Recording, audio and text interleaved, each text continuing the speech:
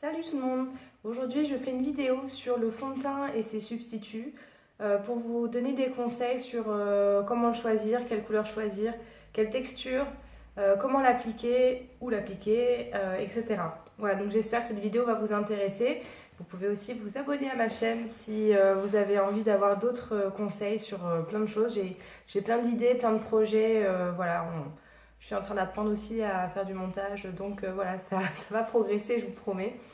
Voilà, donc aujourd'hui, je vais vous parler de fond de teint et de bébé crème, CC crème, etc. Donc là, j'ai un petit échantillon de ce dont je vais parler. Parce que déjà, il faut savoir comment s'y retrouver dans les magasins, comment choisir. Et c'est pas évident parce que ça peut coûter très cher. Vous avez des fonds de teint que vous allez payer 10 euros. Il y a d'autres fonds de teint que vous allez payer quasiment 50 euros. Et c'est quand même la base du maquillage. Après la crème hydratante, je précise aussi qu'on met toujours une crème hydratante avant de se maquiller, sinon le maquillage il tiendra jamais, la peau ne sera pas souple. Voilà, toute base c'est la crème hydratante. Donc déjà, retenez ça. Là, tel que vous me voyez, j'ai des yeux faits mais je n'ai pas de fond de teint.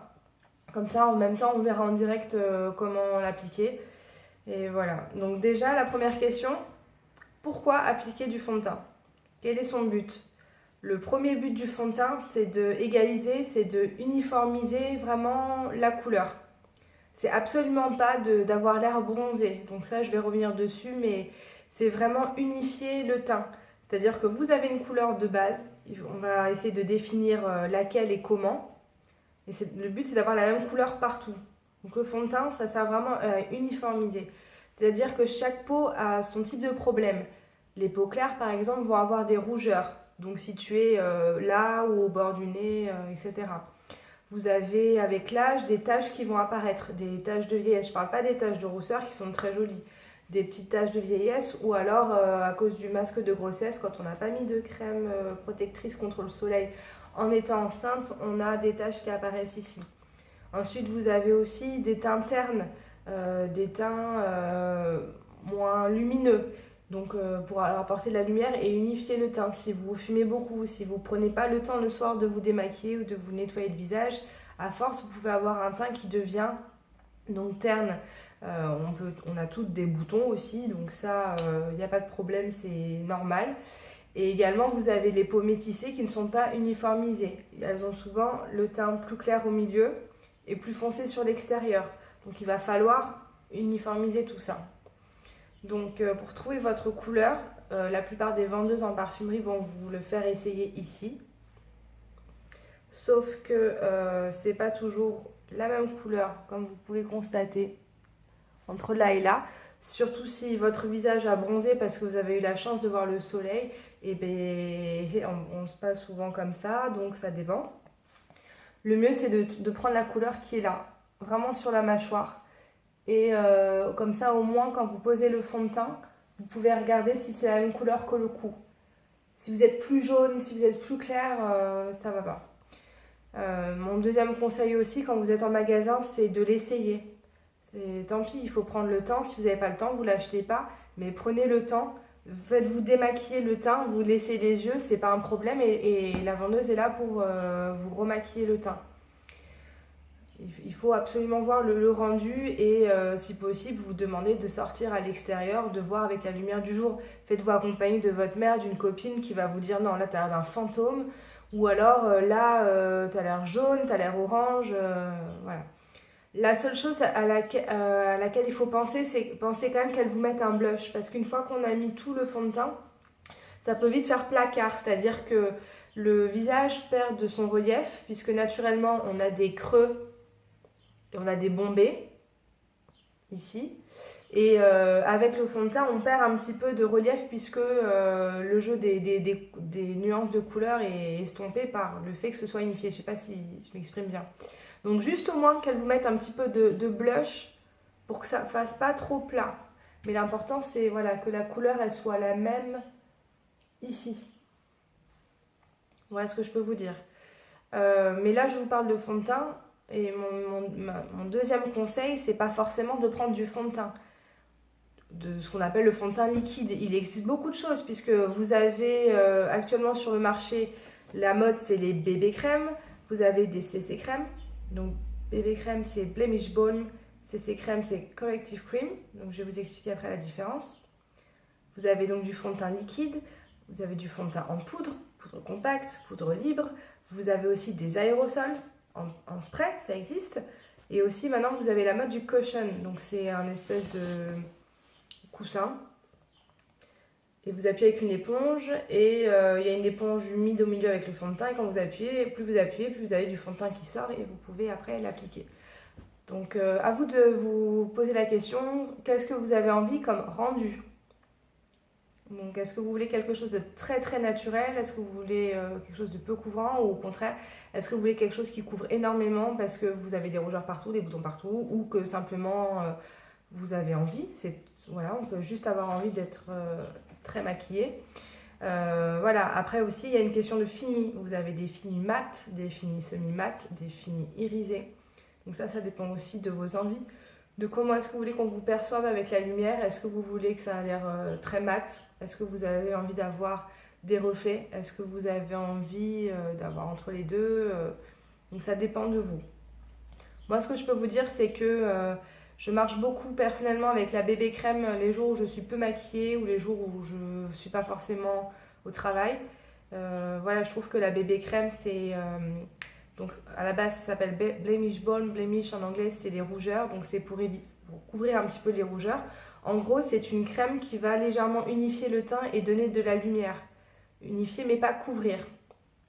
Moi, par exemple, j'ai celle-ci que j'adore. J'en ai déjà parlé. C'est la They Were Shirtin de chez Estée Lauder. Et donc, c'est une bébé crème qui sort grise. Encore du fard dessus. Et après, hop, vous l'émulsionnez et elle vient à la couleur de votre peau. Et même, vous voyez, elle est légèrement orangée pour donner de la lumière. Voilà, et en plus j'adore son odeur. Donc ça c'est mon produit chouchou au niveau du teint. Pour les jours où j'ai pas envie d'être trop sophistiquée. Si je sors, je vais mettre du fond de teint. Et après, si je travaille, j'ai ça. Ça s'appelle le Terracotta Joli Teint de chez Guerlain. Donc c'est un fond de teint, belle peau, ils disent bonne mine ensoleillée. C'est pas vraiment une bébé crème, c'est plutôt un fond de teint liquide que je mets au doigt, mais avec une couvrance assez modérée. D'ailleurs, je vais vous montrer tout de suite. Et en plus, dans la plupart de vos produits, vous avez une protection solaire. Donc je disais que quand vous êtes enceinte, il faut vraiment mettre de l'écran total sur le visage pour éviter d'avoir des masques de grossesse, on appelle ça. Et dans les fonds de teint, il y en a. Ça n'empêche pas de mettre une protection solaire avant, si vraiment vous allez en plein cagnard, mais je ne vous le conseille pas. Mais même pour tout le monde, pour éviter d'avoir le vieillissement de la peau, pour avoir des taches de soleil plus tard, il faut absolument mettre un SPF. Donc celui-ci, c'est un 20. Et le PA, c'est une protection anti-pollution plus plus. Donc voilà. Celui-ci, en fait, il a un fini assez lumineux, très joli. Je vais l'appliquer, je vais vous montrer. Ensuite, vous avez donc les Corrective Cream qui sont, comme leur dit leur nom, pour corriger des défauts. Donc, des fois, vous avez des teintes vertes. Le vert, ça neutralise le rouge. Donc, si vous avez trop de rougeur, il faut mettre du vert. Vous avez également des teintes abricotées qui vont neutraliser les teintes gris, les teintes trop ternes. Et voilà, la couvrance aussi de la bébé crème et de la CC crème est à peu près pareille, c'est-à-dire peu couvrantes, mais elles vont apporter quelque chose à votre teint, de la lumière et uniformiser. Voilà, donc là en fait je viens d'appliquer sur mes cils aussi apparemment ma bébé crème Sheer Tint Release, donc la Estée Lauder, mais pour autant vous en avez aussi un qui existe chez L'Oréal ou chez Maybelline qui vont être très bien, qui font aussi ce genre de principe, c'est-à-dire qu'ils vont se fondre à votre couleur, se teindre avec votre couleur. Donc là sur ce côté j'ai mis ma bébé crème, donc je trouve que vraiment c'est beaucoup plus lumineux et un peu plus bonne mine. De l'autre côté, on voit mes rougeurs ici et voilà, beaucoup moins lumineux, c'est plus gris. Et de ce côté, c'est plus ensoleillé en ayant juste mis la bébé crème. Vous pouvez voir la différence. Ensuite, je vais appliquer une autre. Voilà, ici, donc j'applique le Joli Teint de chez Guerlain.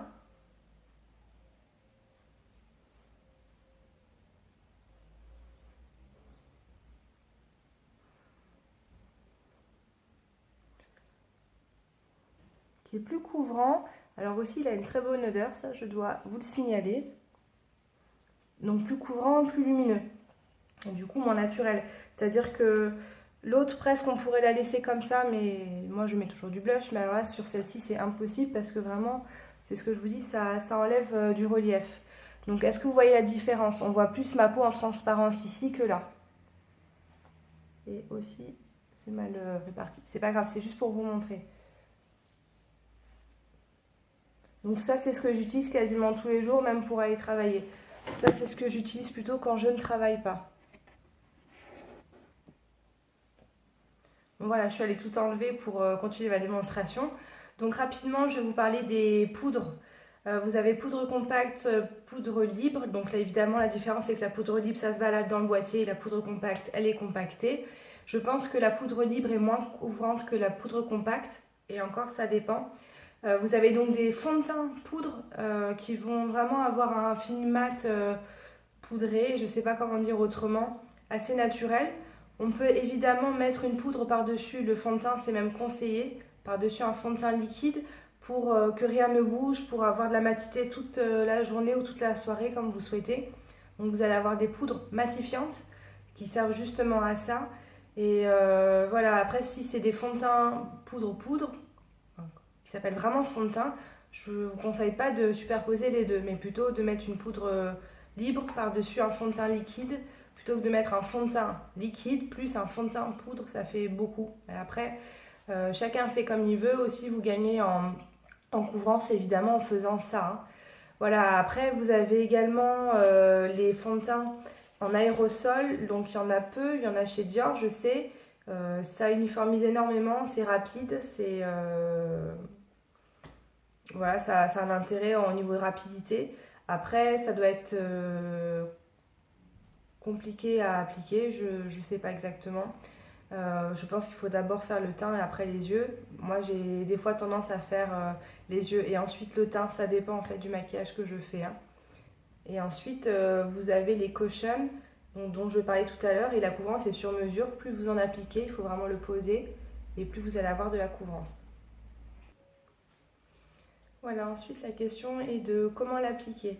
Vous avez différents outils qui existent aujourd'hui pour appliquer du fond de teint, notamment les doigts. Voilà, il y en a qui préfèrent l'appliquer au doigt, donc ça fait plus naturel, pas de traces et au moins on va partout. Après, il faut bien sûr se laver les mains pour continuer à faire autre chose. Il y en a qui le font à l'éponge plate.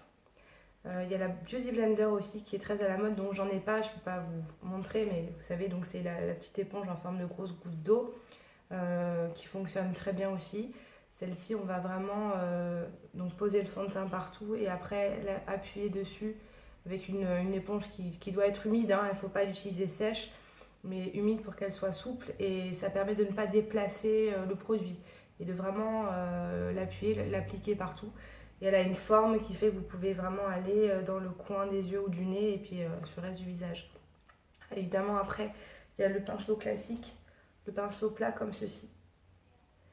Et après, vous avez d'autres pinceaux ronds et plats au bout qui vont permettre en fait d'avoir aussi beaucoup de couvrance. Moi, j'utilise plutôt celui-ci et je vais vous montrer donc comment je fais avec. Donc ça, c'est mon fond de teint préféré.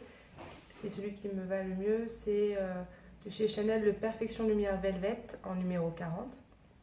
Et mon deuxième préféré, c'est celui-ci, le Dior Skin Nude en numéro 30. La différence, c'est que celui-ci est un peu plus clair, donc je vais le mettre plutôt l'hiver. Celui-ci me va mieux pour le printemps, l'été et j'aime beaucoup son fini mat velours. Donc d'abord, je le secoue. Voilà, la façon de l'appliquer, ça va vraiment dépendre de vos envies, de vos habitudes et du temps que vous avez. Voilà, moi je le mets là et j'en rajoute toujours un peu au coin du nez parce que c'est là où j'ai des rougeurs. Et ensuite on fait des espèces de croix en prenant le produit de l'intérieur vers l'extérieur.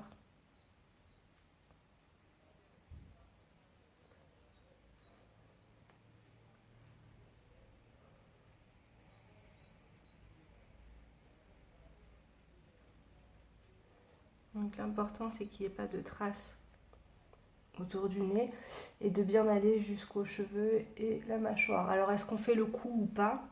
Est-ce que vous en avez besoin? Si vous n'avez pas besoin de faire le cou, le faites pas. Ce que je disais tout à l'heure, c'est que normalement votre couleur elle est raccord avec le cou. Bon, déjà c'est évident d'en mettre sur les vêtements. Et je veux dire, si votre cou est joli, qu'il n'y a pas spécialement de taches à cacher, voilà, je vous conseille d'aller vraiment jusqu'aux oreilles et d'aller sur la mâchoire, mais le menton, mais pas plus bas. Si c'est pas utile, le faites pas. On se sent mieux sans fond de teint, je pense, dans le cou. Donc voilà le résultat. Peut-être qu'il y a un peu de traces parce que je vois pas trop dans la caméra, mais voilà ce que ça donne. Donc ensuite, je réponds aussi à une objection que j'ai fait tout à l'heure, c'est-à-dire que le fond de teint, ça se choisit pas pour avoir l'air plus bronzé, d'où avoir toujours la même couleur que le cou et le visage. Et si vous voulez avoir l'air plus bronzé, bah, vous prenez simplement une poudre bronzante. Pourquoi? Parce que justement la poudre bronzante, elle va se mettre à certains endroits pour redonner du relief au visage. Alors que si vous faites tout le fond de teint caramel, voilà, moi je trouve ça d'une part vulgaire, deuxièmement c'est pas naturel, et en plus ça donne pas du tout du relief au visage. Au contraire, donc on prend sa poudre bronzante, et on fait une espèce de 3, c'est-à-dire qu'on part du haut du front, on passe ici là au niveau des dents, et on finit sur la mâchoire. Vous faites un 3 à l'envers. Ça c'est, on va dire, du contouring, mais archi simple. Et on termine par le blush. On sourit, sommet des pommettes jusqu'à la naissance des cheveux tout simplement.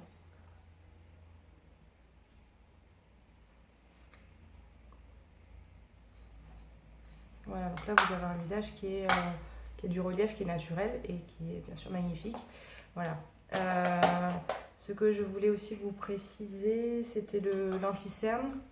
Est-ce qu'on le met avant, est-ce qu'on le met après? Donc là je l'ai pas mis pour la démonstration, mais moi je le mets plutôt après, par-dessus, et en essayant de ne pas déplacer le fond de teint. Et si vous avez des correcteurs à mettre, par exemple, donc une base verte pour les rougeurs, ça se met normalement avant le fond de teint. On corrige et après on uniformise. Voilà, donc j'espère que cette vidéo vous aura servi. N'hésitez pas à faire des petits pouces comme ça si ça vous a plu, et j'en ferai d'autres sur d'autres thèmes si vous me le demandez. À bientôt.